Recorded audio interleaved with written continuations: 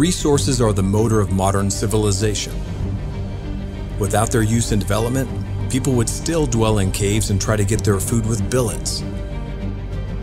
But with their use and development, a bitter struggle for the treasures also began.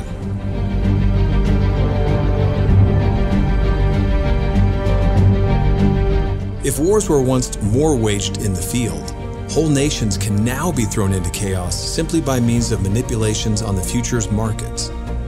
With massive leverage effects, relatively low capital funds are already sufficient to move prices in the desired direction, which some examples from the past show quite clearly. Back in the 1970s, for example, the Hunt brothers drove the silver prices from about $2 per ounce to nearly $50. Together with wealthy businessmen from Saudi Arabia, they bought huge amounts of silver as well as silver contracts at the Commodity Futures Exchange and tried to dominate the silver market. And they succeeded.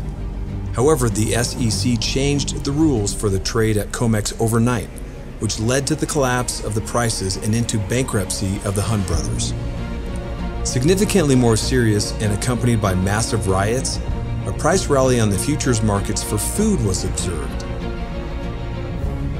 It was not about precious metals, but the supply to the poorest of the poor.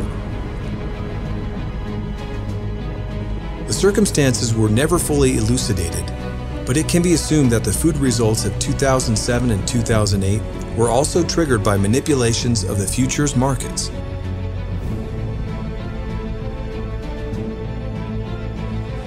China, America's largest creditor, urged the U.S. to deal with credit more carefully. After all, they were something like their bank. Miraculously, the prices of basic foodstuffs exploded, and there were massive violent riots all around the world. At this point, it's important to know that China is one of the largest food importers in the world.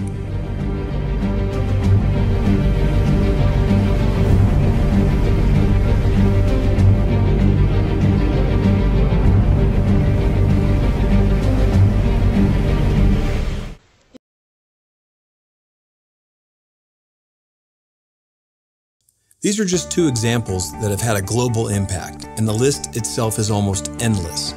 Whether precious metals, food, oil, or other raw materials, most of the topical documentaries are very specific and do not really cover the whole range of all the different interests. This is precisely why Jens Blecher and Thomas Schad decided to make another documentary to illuminate the bigger picture. As in their earlier documentary, EU-Poli, published in 2011, they want to interview those actors who must have answers: hedge fund managers, supervisory authorities, producers, and other stakeholders.